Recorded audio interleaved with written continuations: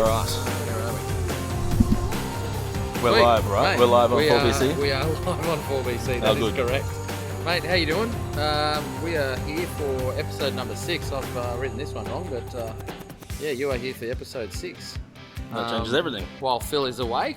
Mate, how are you? Going all right, going all right. For those who don't know, I'm here with Dan Venemer. He's the other half of Hiker Brewing. Normally we have Phil here chatting away, but he's over in Eastern Europe or doing whatever he is. He was in Munich or something. Can't keep track. I think he's in Germany still, maybe. Yeah. He's got his or Belgium. Phil Takes a Hike on Instagram. You can follow him. His things on there where he's got a post. He looks like Where's Wally in Germany with his lederhosen. And if Where's Wally was prone to standing on tables. Standing on tables, yeah, famous Phil trait. Mate, yeah, welcome to the Pour It Out podcast.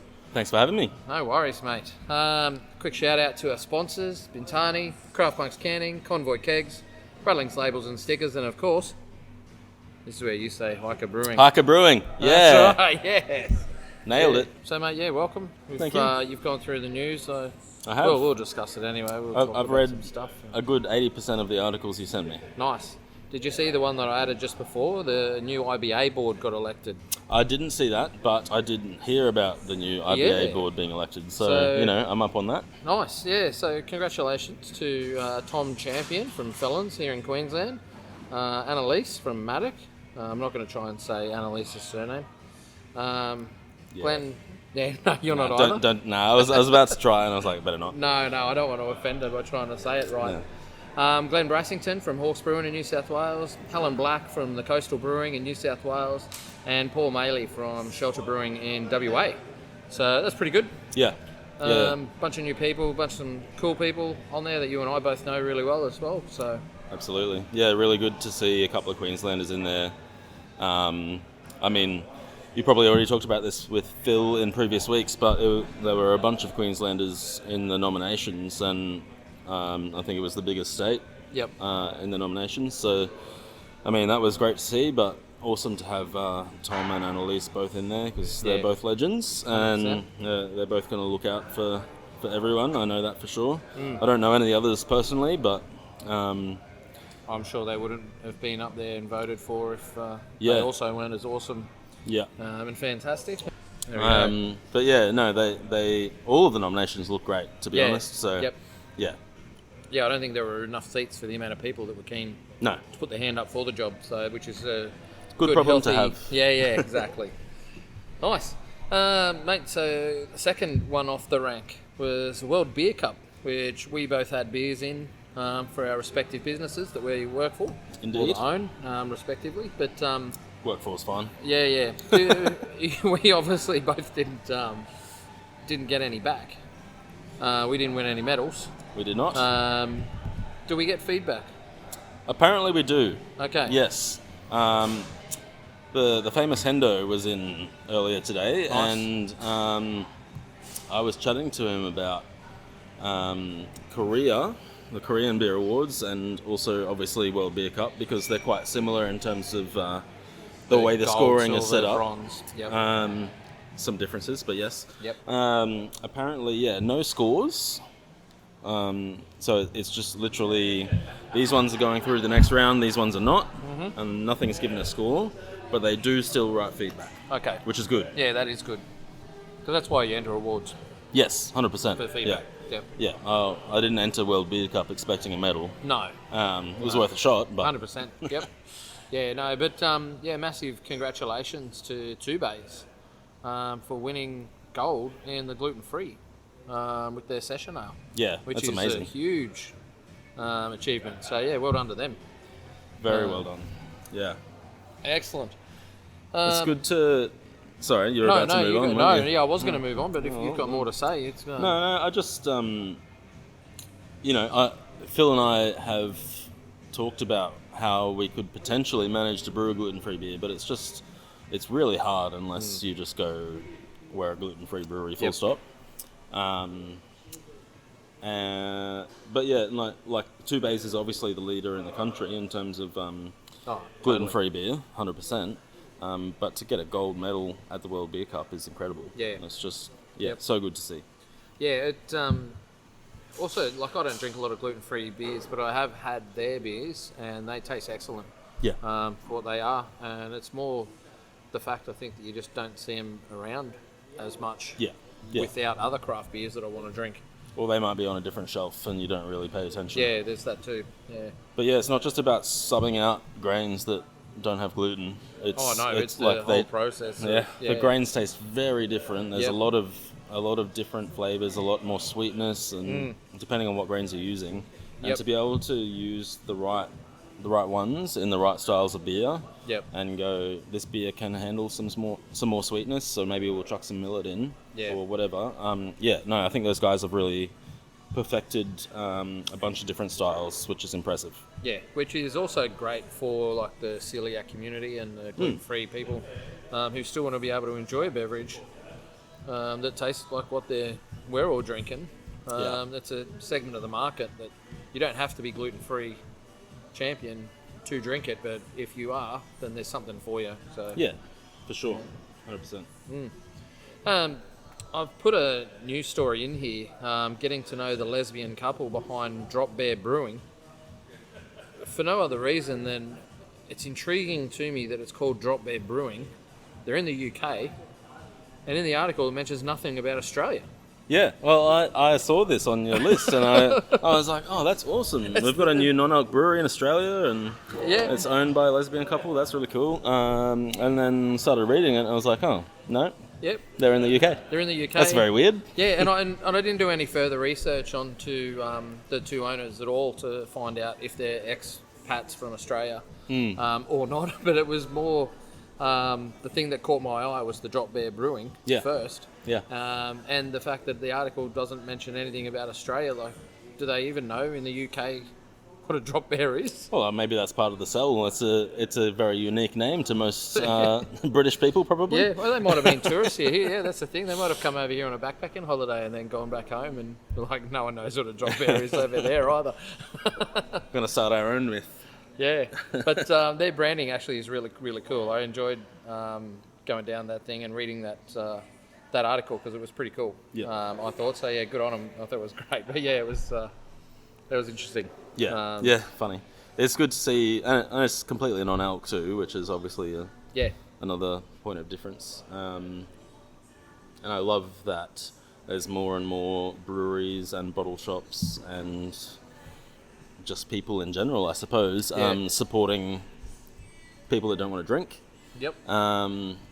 Because, obviously it's an issue for a lot of people, and I think in times gone by we would have maybe had a dig at people who decided they weren't going to have a beer, or I'm glad that's different now. 100%. Yeah, it's as a bartender, like, I was bartending since I was 18, so RSA's been drilled into me my whole working life, really. Yeah. And so I've never understood the force people to drink. Force people to drink scenario because of that, because I just see what people act like and do things. So the whole non-alc thing, I totally get and I understand it. Yep. There's times where I don't feel like a beer, and like even today I sat down here and I had a can of Coke before we came on this podcast. Did you really? I did. Wow. I needed a lift. I needed a little bit of caffeine boost. But yeah, I think non-alc is important in our industry across the board for so many different reasons. I know, that I've had to serve people who were pregnant and didn't want to tell people that they were pregnant. They were waiting until their 3 months was up, but they were at a hen's party with all their friends, and they used to come up to me, and I was entrusted with the knowledge that this person was pregnant, and not to serve her alcohol at any situation, and regardless of what her friends said. And so we had pretend bottles for her, so that she was like, oh no, I only drink this cocktail, and Adam always makes it for me. And, nice. Cool. They're the sort of things that you shouldn't have to hide anymore. But that's I understand hiding pregnancy in 100%. early stages. That's fine. Yeah, very much. But so. you definitely shouldn't have to hide just wanting to be off the booze. Yeah, exactly. Actually, I wasn't even going to mention this, but I just thought of it when you said that. I had a customer in on the weekend who was pregnant, and everyone knew she was pregnant. Yep. It was quite obvious. But she obviously didn't want to drink, grabbed a heaps normal, poured her a heaps normal into a schooner glass, and she walked away with it. she came back 30 seconds later and went, sorry, can I just have the can? Because people are thinking I want to put the can next to my beer Yep. because I just feel self-conscious that people might think I'm drinking while I'm pregnant. Yeah. And I was like, oh, man, I didn't even think of that. You wouldn't, no. But and I guess that's fair. Yep. But also, you know, judgment Yeah. Just doesn't need to be there either. Yep. So, and I know we're rabbiting on a little bit, but I just want to say, like, I think it's really cool that this lesbian couple has come forward and started this business, and they're doing what they do.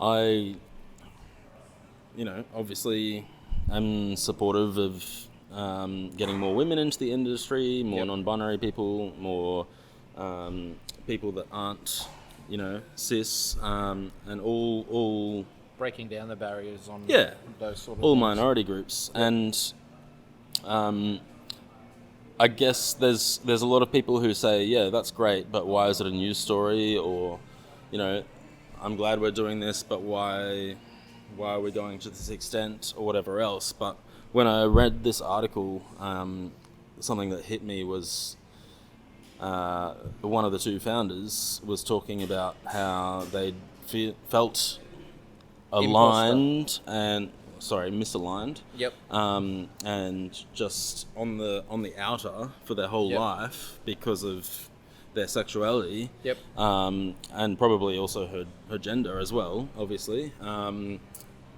In the roles that she was in. And it wasn't an easy thing. No. For them both to go, we're actually going to put ourselves out there in the public eye and start our own business. It is a really good article. Like, I enjoyed reading it as well. I actually went on and did read a few other things by them as well.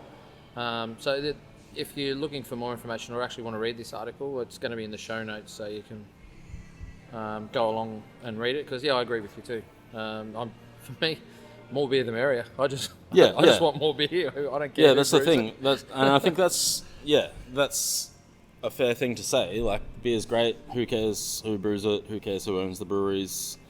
It doesn't matter. But also, like, as a straight white male, I hadn't even thought about how hard it might be to put yourself more out there and start a business. Yeah. As someone who's firstly a woman, but also gay. And it's just something that struck me because I'm not aware of that. Yeah. And sometimes you're right. It is one of those situations where until you are made aware of it, you actually haven't thought about how difficult that is, and that is the fight. But in a lot of situations, that they are trying to open the world up. Yeah. So. Yeah. No, it's good. Yeah, nice. Moondog, Footscray. Moondog finally open. Yeah. This was interesting to read. I knew they were having issues with council, but I think they were pretty confident it was coming through on the day of their opening, and they cancelled it 10 minutes before, apparently. That would have been so painful. That would have been so much prep, everything ready. You would have had like 10 minutes to go before you open. People would have been lined up. People would have taken time off work. They've planned their weekends around starting at this venue, what they're going to do. Yeah. I feel for the people who wanted to go. I feel for the owners of the venue. I feel for the staff who were there ready to go. What a nightmare. Like, we've all run events. Yeah, I'm frustrated just thinking about it. And all because of a fire hydrant, which obviously is safety. Like, I mean, that's important, and that you've got to follow everything to the letter of the law, which they've fixed now and managed to open, but far out. Yeah, I mean, I wouldn't be a brewery owner if I hadn't taken a risk on things before I had approval for them. Yeah. So, I think potentially there would be some people reacting to that story and going, well, why did you book in an opening date when you didn't have approvals? But you don't have the luxury of that. No, you don't have the luxury of waiting until you've got approvals and then advertising an opening date 2 weeks later. Like, you're out of money a lot of the time. It's not like, also as well, like, it's not their first venue, right? So it's not like this is their first rodeo and they've just gone into it blind. Like, no.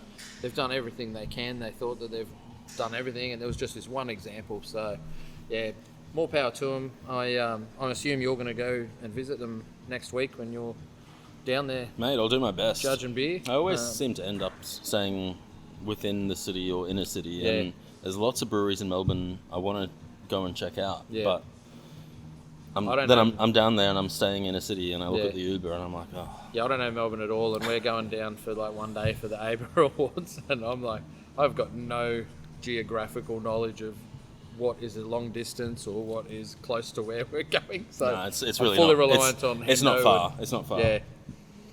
Yeah. No, nice. Mate, we've skipped over, but we didn't even talk about what we're drinking. Yeah. So Andrew from Hilltop Hops, he's obviously provided some fresh hops to a whole bunch of local breweries around Brisbane, and he dropped in a 3-pack of some of the beers to us, and well, he dropped them in here for me, and we're drinking them now. So thanks, Andrew. But so the first one we had was the Fieldwork Saison by Happy Valley. And yeah, Hilltop Hops Farm, which has got his fresh hops in it, which is really, really nice. What's the next one we're going to drink when we finish that one? Yeah, well, I mean, I think we are finished. Well, I think it's time. I've finished, yeah. What have we got? I'll be finished shortly, don't you worry. We've got Local Buds, the Fresh Hop Strong Pale Ale from Slipstream. Nice. I didn't get to the event that they had last weekend. I think it was last Saturday, and I really wanted to go. And I just didn't have time. I couldn't get there. Yeah. So I'm glad that Andrew dropped these in. He'll let me. And he's listening. I know he listens because Phil dropped a bomb last week and said stuff he shouldn't have. Oh, did he? Yeah, okay. he did, but don't worry. You can tell I don't listen. I've edited it out. So. Oh, good. Yeah, but I know Andrew listens. So cheers, mate, for the beers, and we're halfway through them. So. Yeah. And what's the last one that after this Slippers one? Yeah. After the Slipstream one, we have a Wet Hop IPA. Oh, nice. Which is obviously using Hilltop Hops, and that's on there. But it's also a collab between Sea Legs Brewing and Saccharomyces Fermentalists. Oh, nice. Yeah. Okay. Yeah. It should be interesting. Yeah, it should be interesting. 7%. Yeah. Well, let's crack in with that second one. It's time. Here we go. You ready? You ready? Oh, pour it out. I will. That wasn't even a sound effect. Yeah. Adzi doesn't know how to do that. I do. I edit sound effects in there. For I don't know. Yeah. I don't know. No, I've never listened to one. I just drink a beer every time. Just time a beer. Oh, dear. Mate, the next one. I asked you about this one yesterday. Brewing with Fonio, an African grain. And you were like, nope, never heard of it. What? Talk to me. Tell me about it. So yeah, I saw this article and I thought it was quite interesting. So there's a guy overseas from Brooklyn Brewery, Garrett Oliver. So he won an award, James Beard award-winning brewmaster of Brooklyn Brewery, blah blah blah. But he's got this Brewing for Impact campaign to put the spotlight on this ancient West African grain called Fonio, and I love different grains for different shit. I've brewed with amaranth before, which was very difficult, but I did it. But but this grain, the reason why this grain is sort of important is because it's where it grows in Africa. It's quite able to thrive in a hot, dry region, so it doesn't need as much water. It's a relative of the millet family, but that's pretty much all I know about it, really. And so. And I'm assuming that a lot of brewers are also in that same boat. They don't know a lot about it. And so he's put together a whole bunch of people from all over the world to brew with this grain.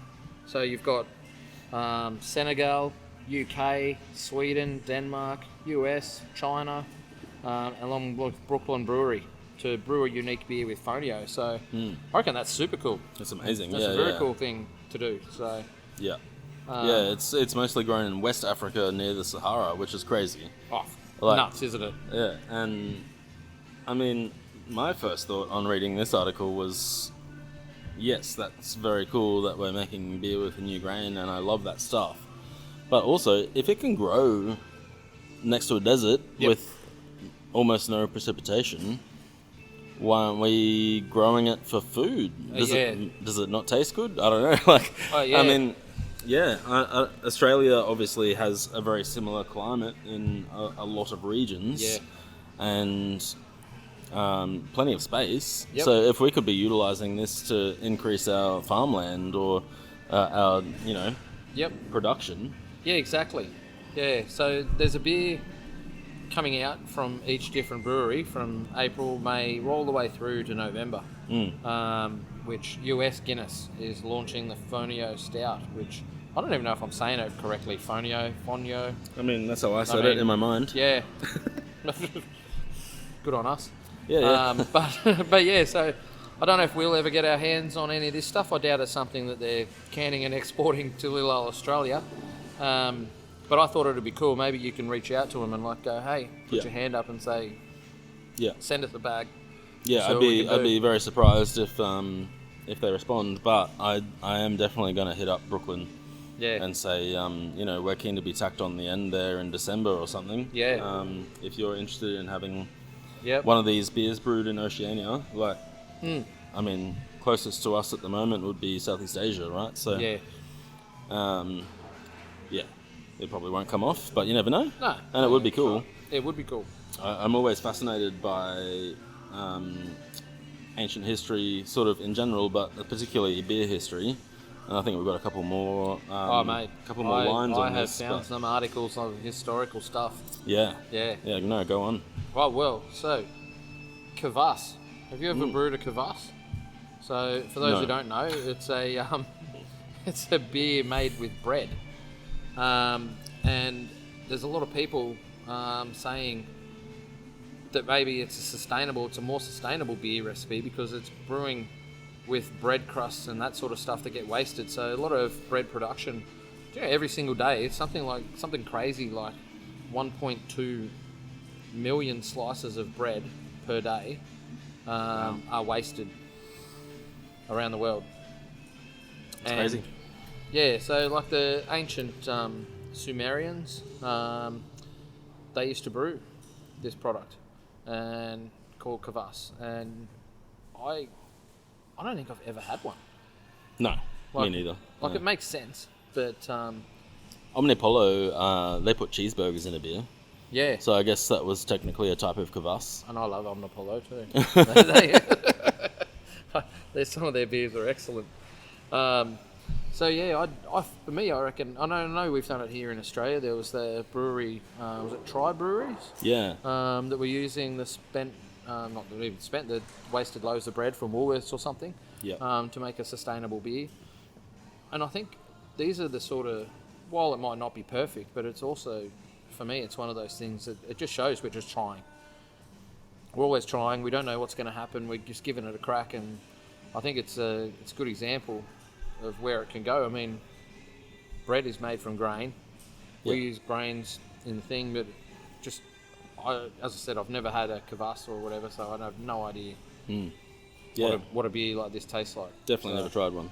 Yeah. I mean, obviously, the only issue with using bread in the modern day is that it's obviously not malted and doesn't have the enzymes available. Yeah. So you definitely need to not substitute some of the malt with bread and leave some malt in there. So the recipe that these guys talk about is the bread replaces 25% of the grain with bread. Yeah.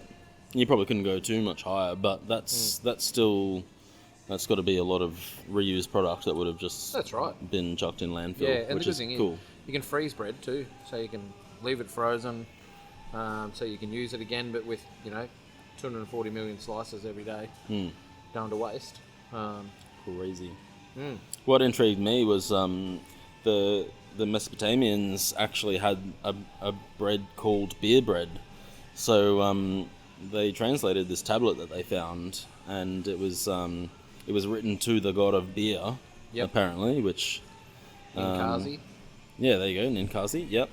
And it was saying, thank you for the beer bread. Yep.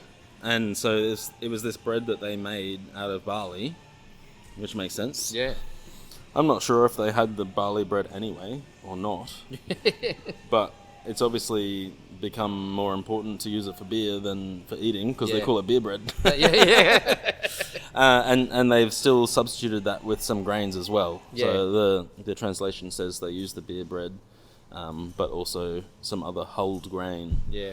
I just find this stuff really fascinating. Hey, I do too. It's crazy how we got this beverage from Yeah. someone who learned how to malt grain in the first place, and then worked out like the beer brewing process, which is also, I mean, granted, back in the day it wouldn't have been as prophetic as it is now with all of our measurements and whatnot that we're able to use to measure these things like temperatures and control and timing and whatnot. But they still made beer. Yeah. We've got the beverage we've got today would be nowhere without these guys. Yeah, no. Doing Like, it, how so. crazy is nature that you can take this and that and you put it under the right amount of time, temperature, pressure, heat, whatever. Yep. Temperature and heat are the same thing, guys, just so you know. You heard it and, first. And, this is what happens to the extent that we can tweak everything by such a small amount these days and make such different flavors. It's crazy. Yeah. Yep. Yeah, it's excellent. When are you brewing a Cavass? Oh, mate. I'm keen.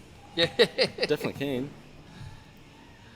The next one that I found, again, I don't know whether I just happened to be on this cool thing. I don't know what Google search I typed in to find these things, but man, me with beer and old school stuff, I love it as well. So this next one is 16th century.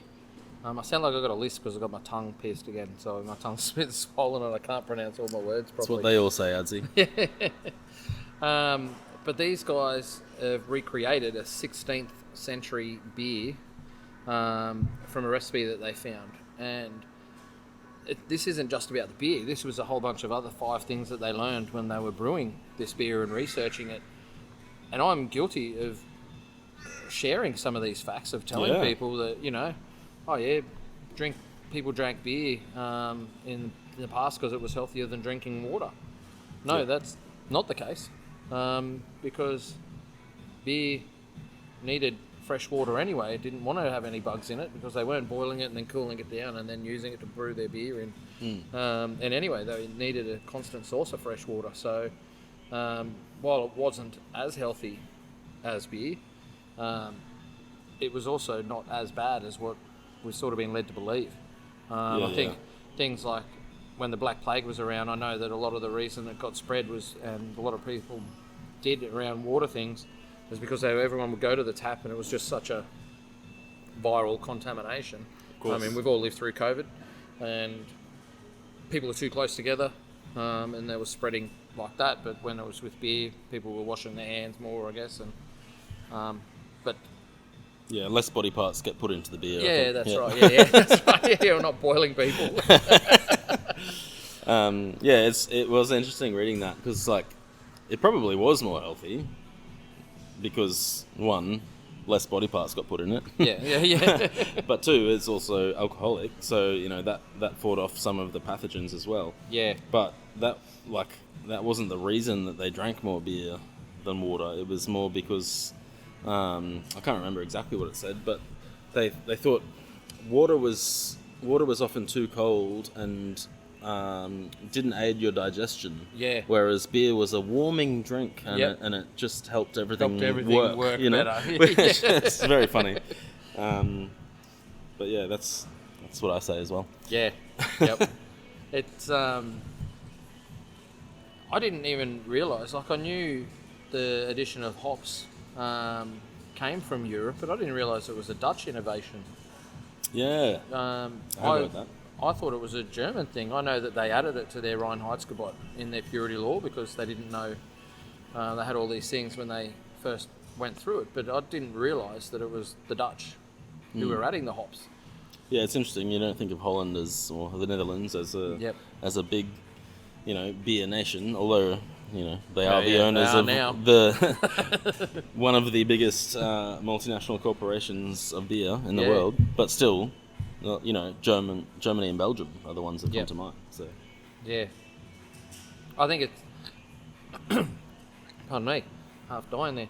I think it's it just shows that back in the day they were working really hard to do something that we're still trying to do to this day, which is make a good quality product, make something that was useful. I don't know, useful. in some ways, Yeah. But make something that was beneficial to society in some way. And, it's interesting and it's awesome, because it would have, again, the same as it does now, there's a lot of different people that are used to make beer. We need people who, stainless steel welders. You need people who build cold rooms. You need people who do so much stuff, who grow hops, who grow grains, who, produce yeast and that to make our beer now. Phil and I were talking about this the other day. Like, it's easy for us to sit here and go, oh yeah, I get everything in a bag and I mix it and I'm a brewer, put it all together. But the industries upstream and downstream around beer is fascinating. Yeah. Yeah, we still rely on so many other industries and so many other people to keep beer available. Yeah. Absolutely. Yep. And because I kept finding other beers, have you ever brewed or tasted a more? I don't know how, MHO with a hyphen and R. Someone tell us how to say that properly. More? More? No, I have not. Yeah. So this is a 5,000-year-old recipe as well, and it's an old school beer recipe, and it was like the whole thing about it is that it's. I think what a lot of people are trying to do is to bring back some beer styles that people haven't tasted before, and tweak them for the modern day palate. And for me, I find that super exciting. I'm all about it, looking forward to it. But yeah, 5,000-year-old beer recipe.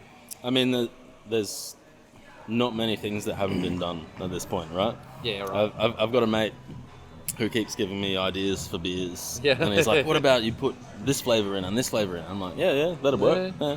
There's a few of those going around.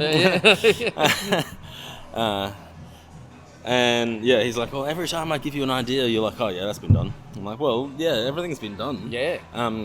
But this is somewhere where we can go to find stuff that probably hasn't been done in recent memory, right? That's right. So it's something that's new for the consumers, and if you can find something that's actually new, and no one's had before, then you're going to be onto a winner. I think consumers are all about exploring and trying new things. I mean, the craft beer industry has proved that.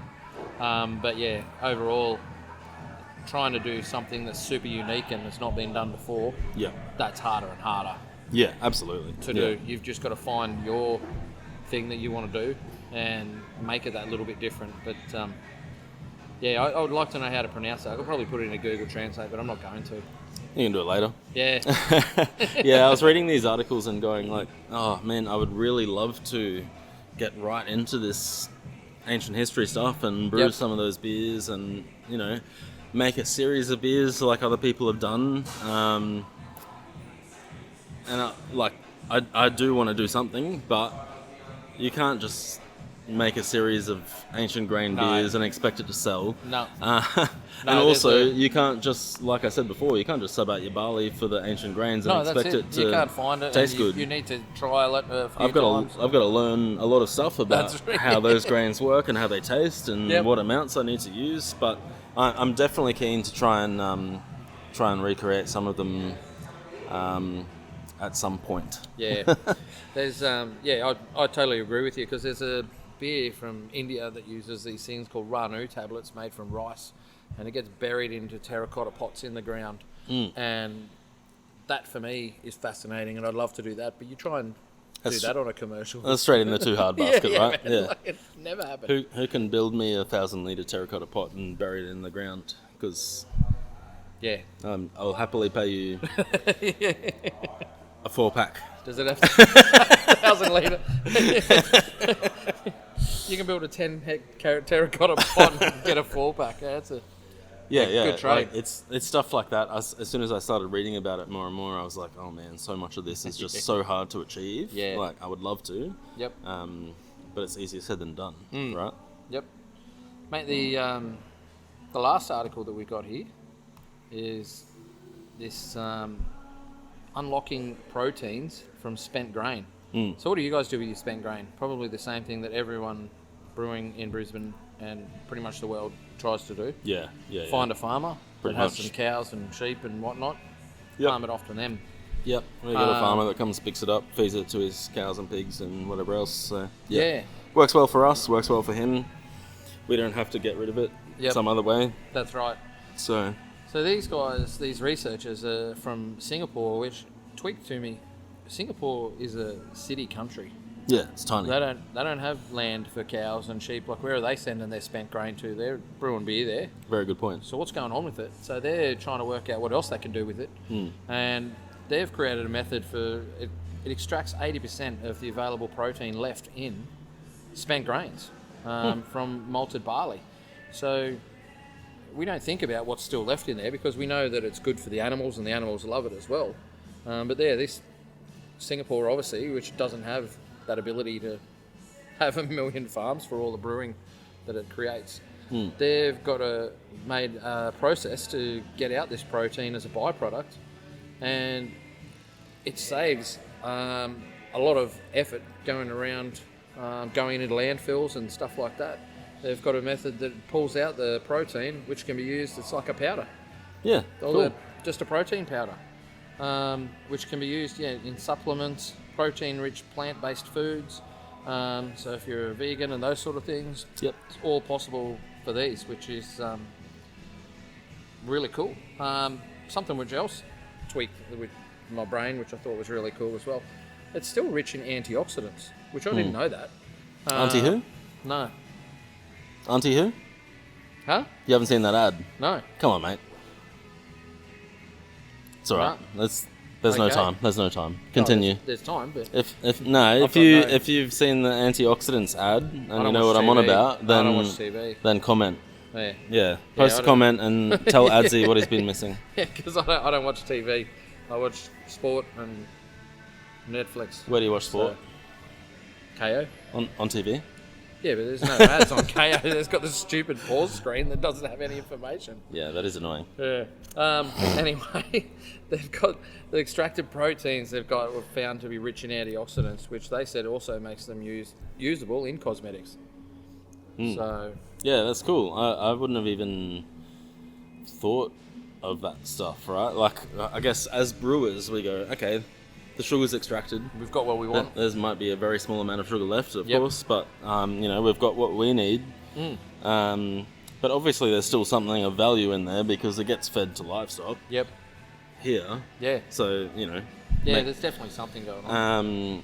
So what is it? It's not sugar. Well, there's still a lot of protein. Yeah. Yeah, that's cool. I think obviously in a country like Australia, it's probably a pretty good use to feed it to livestock. 100%. So I'm sure there's a lot more costs involved with I turning it reckon into. there's a lot more livestock out there not getting spent grains and wish that they could. Well, yeah, exactly. If you talk to any farmer who gets spent grains and you go, oh, do they like it?